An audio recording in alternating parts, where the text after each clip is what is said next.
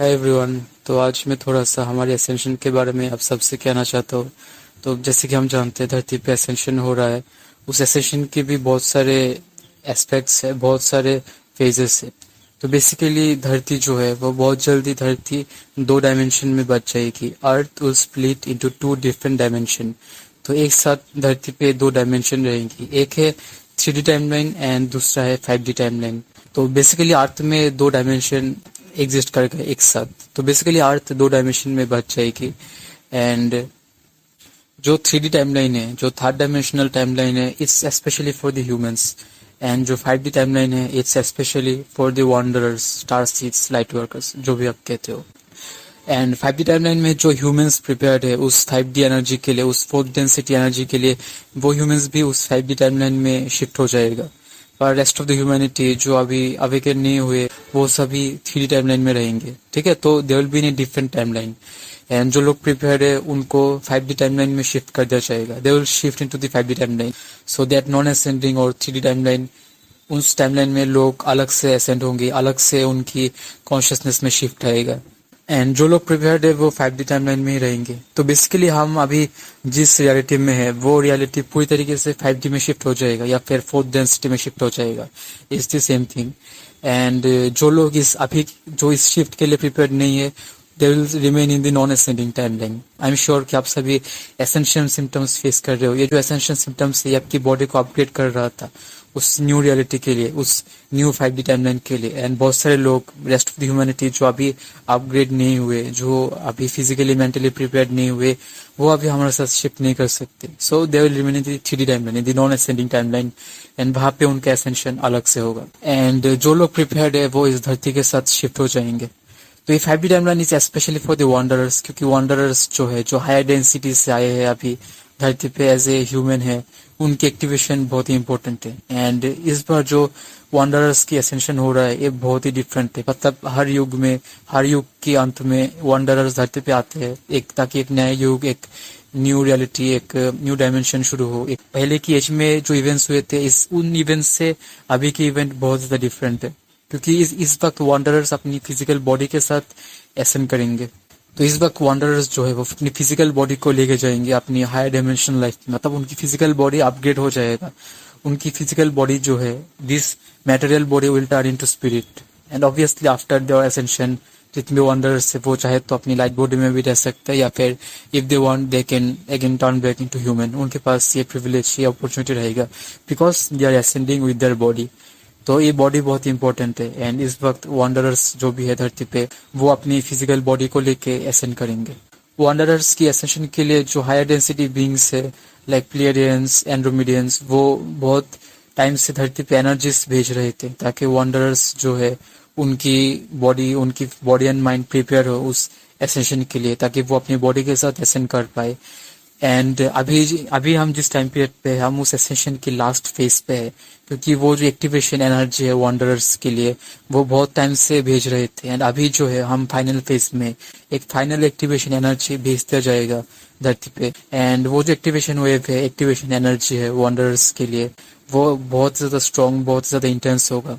And जो humans हैं जिनकी बॉडी अभी प्रिपेयर्ड नहीं है, वो उस एनर्जी को हैंडल नहीं कर पाएंगे, क्योंकि अगर उस एनर्जी के साथ वो एक्सपोज हो गए then they will die instantly. And उनकी डीएनए एक्टिवेशन, उनकी कॉन्शियसनेस में शिफ्ट वो अभी तक नहीं आया। इसलिए उन humans, the rest of the humanity जो प्रिपेयर्ड नहीं है अभी उस एसेंशन के लिए, उनको एक डिफरेंट टाइमलाइन में, एक 3D टाइमलाइन या नॉन असेंडिंग टाइमलाइन में उनको वहां पे भेज दिया जाएगा, क्योंकि वो उस एसेंशन की एनर्जीज को अभी फिलहाल हैंडल नहीं कर पाएंगे। तो ये एनर्जी सिर्फ वॉन्डरर्स के लिए and also specially for the humans जो प्रिपेयर्ड हो चुके हैं, जिनकी डीएनए एक्टिवेशन, जिनकी अवेकनिंग हो चुकी है, जो फिजिकली एंड मेंटली प्रिपेयर्ड है, वो ह्यूमंस इस एनर्जी को हैंडल कर पाएंगे। तो इसलिए वो ह्यूमंस जो अभी हमारे साथ एसेंड कर रहे हैं, जो वॉन्डरर्स के साथ एसेंड कर रहे हैं, वो भी हमारे साथ आएंगे। And rest of the humanity जो प्रिपेयर्ड नहीं है, they will ascend later on in a different way. And जब वो एनर्जी भेज दिया जाएगा, वो एक्टिवेशन वेव, तब धरती पे जितने भी लोग एसेंड कर रहे हैं, दे विल ऑल स्लीप, वो सभी सो जाएंगे। एंड जब वॉन्डरर्स जागेंगे, जो wanderers high density beings as a human अभी धरती पे है, जब वो जागेंगे, they will be their quantum higher self. उनके पास अपनी पुरानी जितने भी मेमोरीज है उन एंजेलिक realm में, उन हायर डायमेंशनल लाइफ में, वो सभी मेमोरीज उनको मिल जाएंगे। एंड उनकी जितनी भी पुरानी एबिलिटीज है, like the ability to fly, the ability to teleport, magical abilities आप कह सकते हो, वो सभी एबिलिटीज उनको फिर से मिल जाएगा। एंड जो ह्यूमंस हमारे साथ अभी असेंड कर रहे हैं, जितने भी वंडरर्स है, वो सभी वंडरर्स उन ह्यूमंस को एक न्यू अर्थ रियलिटी वहां पे उनको शिफ्ट कर दिया जाएगा।